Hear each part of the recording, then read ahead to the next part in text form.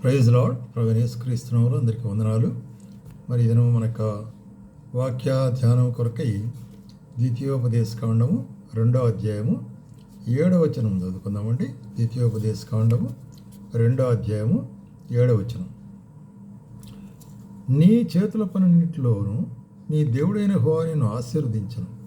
ఈ గొప్ప అరణ్యములో నీవు ఈ 40 సంవత్సరాలు సంచరించిన సంగతి ఆయన ఎరుగును. నీ దేవుడైన యెహోవా నీకు తోడై ఉన్నాడు, నీకేమీ తక్కువ కాలేదు. ఇక్కడ ద్వితీయోపదేశ కాండములో మోషే ఇశ్రాయేలుతో చెప్తుంటున్నాడు ఎట్లాగా దేవుడు వారిని నడిపించినాడు అరణ్యములో అనేటువంటిది. ఇక్కడ చెప్పబడే వాక్య భాగం ఏంటంటే, నీ దేవుడైన యెహోవా నీకు తోడుగా ఉన్నాడు. ఇది మన యొక్క వాక్య సారాంశం. కాబట్టి నీ దేవుడైన యెహోవా నీకు తోడుగా ఉంటున్నాడని ఎవరిని హెచ్చరిస్తున్నాడు? అక్కడ ఉన్నటువంటి ఇశ్రాయేలైన వారిని. ఈ ఇశ్రాయేలీయులను దేవుడు ఏ విధంగా ఐగుప్తులో నుంచి విడుదల చేసినాడు అనే కార్యాన్ని తన యొక్క మహత్యము చేతను మహత్కారము చేతను బాహుబలం చేతను ఐగుప్తు దాస్యంలో నుంచి విడుదల చేసిన దేవుడు వారిని వదిలిపెట్టలేదు, వారికి తోడుగా ఉంటున్నాడు. అది మన దేవుని యొక్క కార్యం.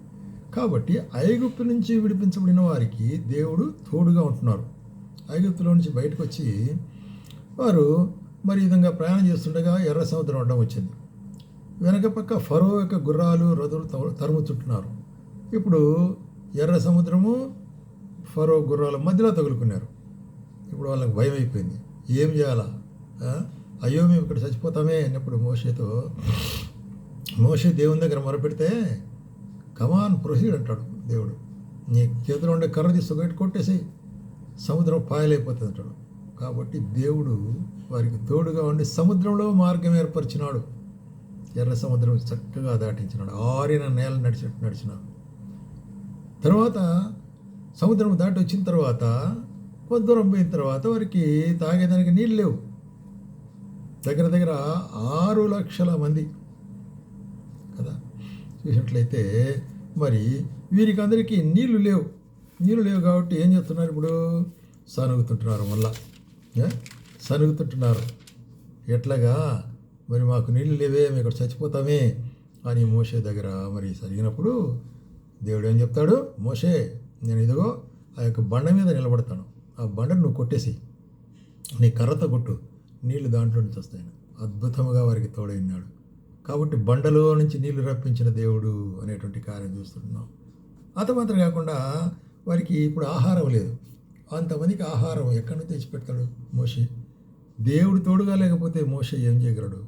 కాబట్టి వారిని నడిపించే దాని కొరకై దేవుడు పగలు వారికి ఎండ తగలకుండా మేఘస్తంభము, రాత్రి చీకటి కాకుండా వారికి అగ్నిస్తంభం నుండి ముందుగా నడుస్తూ వచ్చినాడు. అట్లా దేవుడు నడుపుదల. కాబట్టి దేవుడు వారికి తోడయ్యుండును అనేటువంటి కార్యాన్ని కూడా జరిగితే, అట్లాగే వారికి ఆహారం లేదు కాబట్టి మళ్ళీ తిరిగి దేవుని మొరపెట్టప్పుడు ఆయన ఏం చెప్పినాడు? ఆకాశం నుంచి మీ కొరకే నేను ఆహారం కురిపిస్తాను, ఉదయకాలాన్ని అది కురుస్తుంది, మీకు ఏ ప్రయాస లేకుండా తనకి గుడారం ఎదుటి నుంచి ఆహారం సమకూర్చుకోండి. అది ఎటువంటి ఆహారం అంటే మంచి తేనె వంటి రుచి కలిగినట్టు ఆహారం. అది మన్నా అనేటువంటి ఆహారం, దేవదూతలు తినే ఆహారం ఉంటుంది, వాక్యంలో చెప్పబడుతుంది.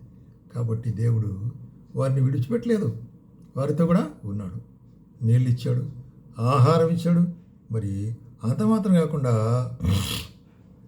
వారు ఆయా జనముల మధ్యలో వెళ్ళేటప్పుడు శత్రురాజ్యాల నుంచి ఏ భయము తగలకుండా ఆయన వారిని భద్రపరిచినాడు. శత్రువుల యొక్క నోరు అణిచివేశాడు.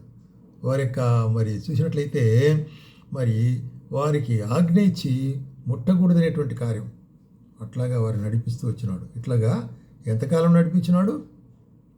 40 సంవత్సరాలు నడిపించినాడు. 40 సంవత్సరములు దేవుడు నడిపినాడు, వారితో కూడా ఉన్నాడు. కాబట్టి ఆయన మనతో కూడా ఉండే దేవుడు, వారితో కూడా ఉండే దేవుడు. కాబట్టి ఈ యొక్క అరణ్య ప్రయాణం అనేటువంటి దేన్ని చూపించేదిగా ఉంటుందంటే, ఈ లోకములో మన జీవిత ప్రయాణాన్ని చూపించేదిగా ఉంటుంది. మనం కూడా ఈ లోకం అనే అరణ్యంలో మనము జీవితంలో మన యాత్రికులము పరదేశులమైంటున్నాడు అంటున్నాడు అపోస్తలుడు పౌలు. కాబట్టి ఇక జీవిత యాత్రలో యాత్రికులము పరదేశులమైంటూ ఆ యొక్క వాగ్దానం చేయమని దేశం కొరకై మనం నడుస్తూ ఉంటున్నాం. మా యొక్క విశ్వాస జీవితంలో అది 30 సంవత్సరాలు, 40 సంవత్సరాలు, 50 సంవత్సరాలు నీ జీవితం ఎంత వయసు ఉందో ఆయన నిన్ను నడిపిస్తూ వస్తుంటున్నాడు. ఆయన నీకు తోడుగా ఉంటున్నాడు. ఆయన నీకు తోడుగా ఉంటున్నాడు. అందుకొరకే వీళ్ళకు తోడుగా ఉంటున్నాడు కాబట్టి మరి నీకు ఏమీ తక్కువ కాకుండా నీకు అనుగ్రహించిన అంటున్నాడు. ఎంత గొప్ప ఆశ్చర్యకరమైన కార్యం అండి. 40 సంవత్సరాలు నడిపించినాడు. ఎంత విశేషమైన కార్యం. కాబట్టి మరి మరి అదే ద్వితీయోపదేశ కాండంలోనే 33వ అధ్యాయం 29వ వచనంలో మాట చెబుతాడు. ఇశ్రాయేలు నీ భాగ్యం ఎంత గొప్పది, యెహోవా రక్షించిన నిన్ను పోలినవాడేవాడు. కాబట్టి ఇశ్రాయేలు జనాంగమా, దేవుడు మిమ్మల్ని ఏర్పరచుకున్నాడే. ఎంత భాగ్యవంతులయ్యా మీరు, ఎంత ధన్యులు మీరు. యెహోవా రక్షించిన నిన్ను పోలినవాడేవాడు అంటున్నాడు. కాబట్టి యెహోవా దేవుడు వారిని రక్షించినాడు. అట్లాగే మనల్ని కూడా ఆయన రక్షించినాడు. యేసుక్రీస్తు ప్రభు మనల్ని రక్షించినాడు. యొక్క నశించే లోకం నుంచి, పాప లోకం నుంచి, మరి దౌర్జన్యమైన లోకంలో నుంచి, మరి అవిధేయత కలిగే లోకంలో నుంచి, మరి చూసినట్లయితే దైవమునకు శత్రుత్వముగా ఉండే లోకంలో నుంచి మనల్ని కూడా ఆయన వెదకి రక్షించిన వాడుగా ఉంటాడు. దాని కొరకే తన యొక్క ప్రాణాన్ని శిలువలో పెట్టినాడు, రక్తమంతా గార్చినాడు. ఆ రక్తం ద్వారా మనకు పాప క్షమాపణ ఏం దొరుకుతుంది? అక్కడ ద్వారా పాప క్షమాపణ దొరికి ఆత్మీయమైన ఆత్మ అనేటువంటి మరి బహుమానాన్ని మనకి ఇస్తున్నాడు. కాబట్టి దేవుడు మరి రక్షించిన మీరు, ఇశ్రాయేల్ గురించి ఇక్కడ చెప్పినప్పుడు మనం కూడా చెప్పచ్చు, దేవుడు రక్షించిన మీరు ఎంత భాగ్యవంతులయ్యా, ఎంత ధన్యులయ్యా అనే కార్యాన్ని చెప్తున్నాడు. ఎందుకంటే చూడండి, 2 కొరింథీయులకు రాసిన పత్రికలో అపోస్తలుడైన పౌలు ఇట్లా చెప్తాడు. 2 కొరింథీయులకు రాసిన పత్రిక 6వ అధ్యాయంలో ఏం చెప్తున్నాడంటే, మనము దేవుని ఆలయం అయి ఉన్నాము, అందుకు దేవుడు ఇలాగ సెలవిస్తున్నాడు, నేను వారిలో నివసించి సంచరింతును. 1, నేను వారి దేవుడనయిందును, వారు నాకు ప్రజలయిందురు. కావున మీరు వారి మధ్య నుండి బయలువెళ్ళి ప్రత్యేకముగా ఉండుడి, అపవిత్రమైన దాన్ని ముట్టకుడి అని చెప్తూ, మీకు తండ్రినే ఎందును, మీరు నాకు కుమారులు కుమార్తెలైందరు. కాబట్టి దేవునిలో అనుబంధం అట్లాడేది మనకు. రక్షించబడినట్టు ఇశ్రాయేలు నీ భాగ్యం ఎంత గొప్పది అని చెప్పినప్పుడు, రక్షించబడినటువంటి యొక్క బిడ్డ నీ యొక్క భాగ్యం ఎంత గొప్పది. ఆయనకు మనం ఏమంటున్నాము? కుమారుడము కుమార్తెలుగా ఉంటున్నాము. ఇంత మాత్రం కాకుండా మరి మీరు మీతో కూడా నేను నడిచేవారికి ఉంటుంది, మీకు తండ్రినే ఇందును అంటున్నాడు అని సర్వశక్తి గల దేవుడు చెప్తుంటున్నాడు. కాబట్టి ఆయన మనకు తండ్రి అంటున్నాడు, మనం ఆయన సంతానమైంటున్నాం. కాబట్టి మరి ఆ సంతానం ఏంటి? మనకు దేవుడు మనకు కూడా తోడుగుంటున్నాడు, మనకు కూడా దేవుడు తోడుగా ఉంటున్నాడు. కాబట్టి ఏం చెప్తాడు? 121వ కీర్తనలో కీర్తనకర్త ఒక మాట చెప్తాడు. 121వ కీర్తనలో 4వ వచనంలో, ఇశ్రాయేలును కాపాడువాడు కునుకడు నిద్రపోడు, ఇశ్రాయేలు నిన్ను కాపాడువాడు కాపాడును, యెహోవాయే నిన్ను కాపాడు. నీ కుడి ప్రక్కన యెహోవా నీకు నీడగాను, పగలు ఎండ దెబ్బైనను నీకు తగలకుండా, రాత్రి వెన్నెల దెబ్బ నీకు తగలకుండా, ఏ అపాయం రాకుండా ఆయన నిన్ను కాపాడును. ఎంత భద్రమైనటువంటి సెక్యూరిటీ చూడండి మనకు. ఆయన బిడ్డలంటే మనకు మనకు కాపాడేవాడు కూడా. ఆయన చూసినట్లయితే స్లీప్లెస్ వాచ్మెన్, ఆయన ఎప్పుడు నిద్రపోయేవాడే కాదు, మనల్ని కాపాడుతుంటున్నాడు. అందుకొరకే ఇది మొదలుకొని నీ రాకపోకలేదు యెహోవా నిన్ను కాపాడును. నువ్వు బయటికి పోయినప్పుడు, లోపలికి వచ్చినప్పుడు ఆయన నీకు తోడుగా ఉంటాడు. ఎంత గొప్ప వాగ్దానం. మరి ఇక్కడ కీర్తనకర్త యాత్రా కీర్తనలో అనుభూతులు రాస్తుంటాడు. ఆయన మనతో కూడా ఉండేటువంటి దేవుడు. కాబట్టి ఆయన మనతో కూడా ఉంటున్నాము. కాబట్టి ఆయన క్షణమైన ఆయన మనం విడిచిపెట్టలేదు. కాబట్టి మనం సజీవులుగా ఉంటున్నాము, మనం భద్రపరచబడి ఉంటున్నాము, మనం సంతోషంగా ఉంటున్నాము, మనం ఆశీర్వదించే పిల్లలుగా ఉంటున్నాము. అంత మాత్రం కాకుండా యెషయా రాస్తే ఏమంటాడు? యెషయా గ్రంథం 43వ అధ్యాయంలో ఏం చెప్తుంటున్నాడు? ఇశ్రాయేలు నిన్ను నిర్మించిన వాడు ఇలాగ సెలవిస్తున్నాడు, భయపడకు, నేను పేరు పెట్టి నిన్ను పిలిచున్నాను, నీవు నా సొత్తు అని చెప్తూ, నీవు జలములోబడి దాటినప్పుడు నేను నీకు తోడైందును, జలములలోబడి దాటినప్పుడు నేను నీకు తోడైందును, నీతో కూడా ఉంటా.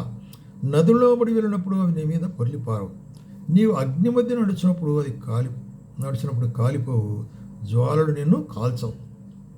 ఎందుకంటే దేవుడును నేనే నీకు తోడుగా ఉంటున్నాను అంటాడు. కాబట్టి ఆయన తోడుగా ఉండేటప్పుడు మనం ఎటువంటి సందర్భాల్లో కాపాడుతాడు?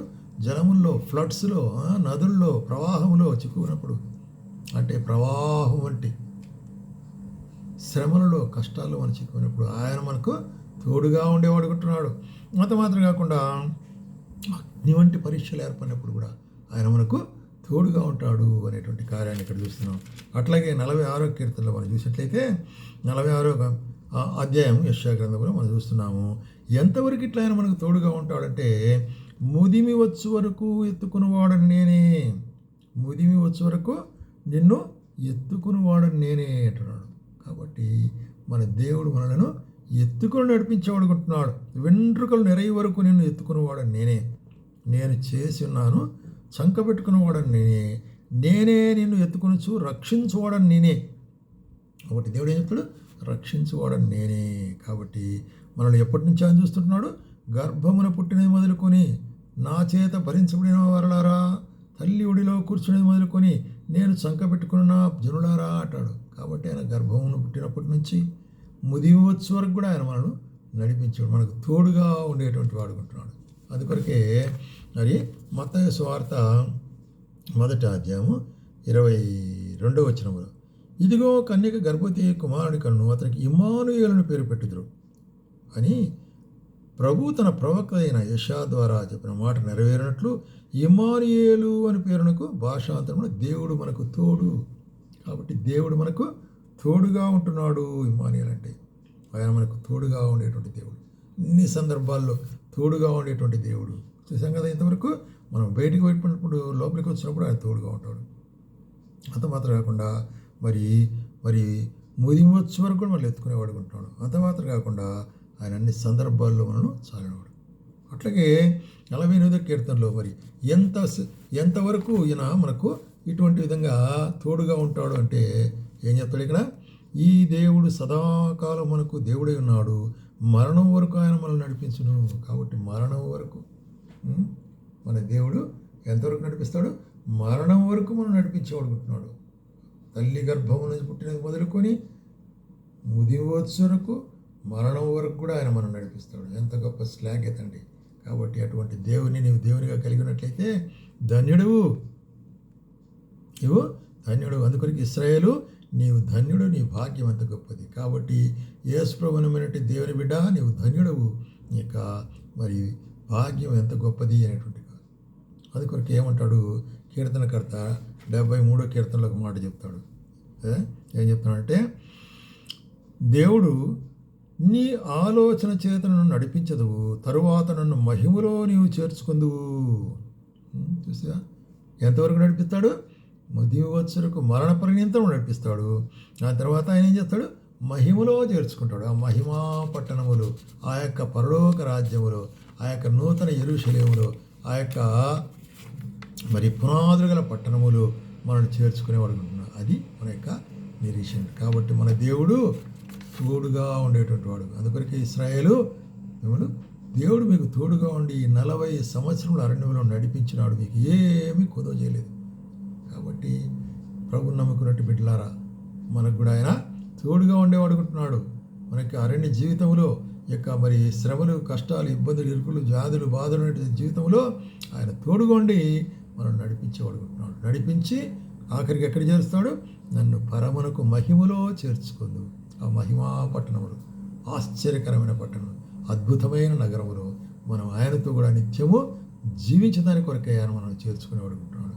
ఇటువంటి నిరీక్షణ ద్వారా మనము ఈ లోకంలో జీవించినప్పుడు ఇశ్రాయేలు వలె మనం కూడా భాగ్యవంతులుగా ఉంటాము అనేటువంటిది మనం నేర్చుకోవాల్సిన విషయం.